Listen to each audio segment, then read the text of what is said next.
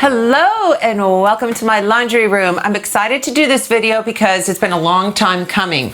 Most people don't realize that they're poisoning themselves through their laundry detergent. I walk down the street and I smell it just 100 feet away from their house. It's just, I go out into my backyard and you smell the neighbors' toxic chemicals. I have to stop and go back in. I can't smell it. Can you imagine what it's doing to their skin? And they're breathing it in their homes. I've been in homes that I couldn't go into. I'm like, oh no, I'll talk outside, because the inside of their homes, oh my goodness, it was just so heavy hanging of toxic detergent odor. It's just crazy that people can't make the connection. So what I want to show you today is what I use and some things that I want to recommend to you. It's just so hard on the liver and the kidneys, your neighbors, your pets, and the environment. The most dangerous ingredient in detergent has been categorized by the EPA as a class 4 carcinogen. And your skin is your biggest organ, and you know, detergent, people just use so much of it. Oh my geez.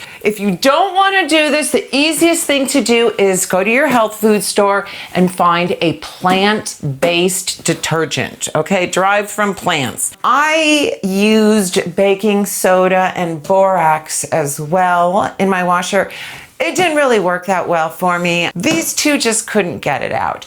I think they're great for a boost, an additive to your typical detergent. I think that'd be good, or to any of these, but on their own, no. Sodium Sequicarbonate, that's been around for centuries. Basically, it's salt. It's natural. It's a good additive. I like adding it as a booster. Speaking of salt, just go in your kitchen and grab your laundry detergents. Salt is an amazing cleaner. It disinfects, it whitens, and it's really good on tough stains. It's funny how you could just go into your kitchen and get your laundry detergents together. Apple cider vinegar. This is a great stuff. I really like it. The clothes do not smell like apple cider vinegar afterward, and it does not stain your clothes. In fact, it does the opposite. It brightens it and it softens it.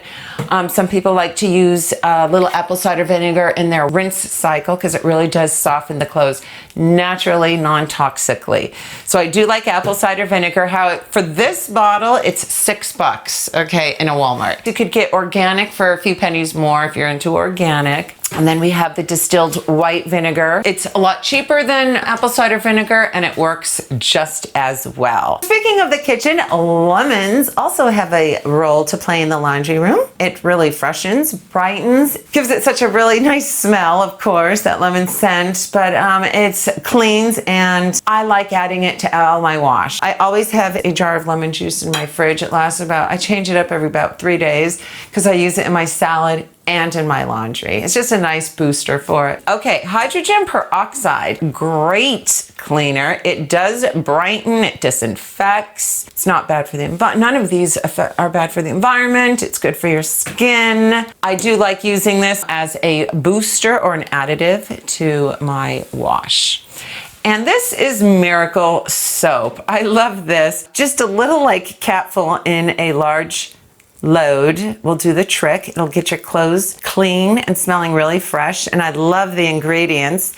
First ingredient is prayer. Second ingredient, electrically engineered electric energized water. Calcium, potassium, magnesium. It's amazing. Marcus uses this as a shampoo. And I've used this in my soap water as well. In a pinch, if you don't have anything, you can use your shampoo. Any shampoo, just a little bit. If you don't have any of these on hand, then a little shampoo, good, shampoo. And I always have a spray container of vinegar and water, and I use it in the laundry room. And I use it when I'm removing stains. I like to pre-treat it, and I can't believe how this works. It's amazing. What I do is I use about a third cup of little detergent in my really soiled clothes, as I mentioned before. And then I'll take a little bit of vinegar or baking soda. I like using vinegar in my rinse and the baking soda for washing. But remember in school that we used to mix vinegar and baking soda, and we'd have a volcano. So avoid that. And another really important thing that helps the environment is when you're doing laundry, it takes about 40 to 70 gallons of water to do a load of wash. So what I do is I wait until I have enough to make a big load, and then I do that. I never do a small load. It's just not worth it. And cleaning your lint screen every single time you use it or before you use it also makes your dryer run more efficient, thereby saving you energy.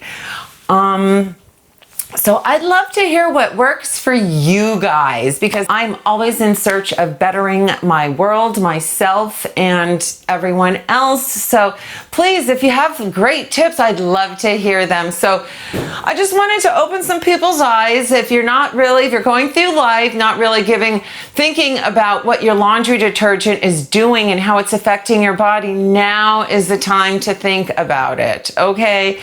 So check it out. If you don't believe me, Google, do your research and see how absolutely toxic to your liver, your kidney, your lungs, your breathing passages, your skin, everything that typical laundry detergents do and affect you.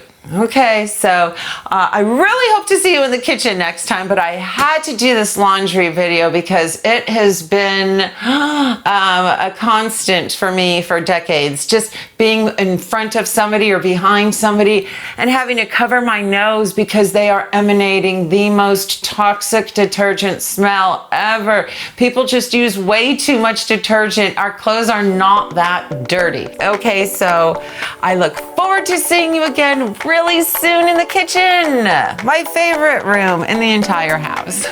Okay, well, it's the weekend, so I am looking forward to having a peaceful, relaxing weekend and having some nice, fun, and good breathing air in Red Rock. All right, thank you again for joining me. Can't wait to see you next time. Bye.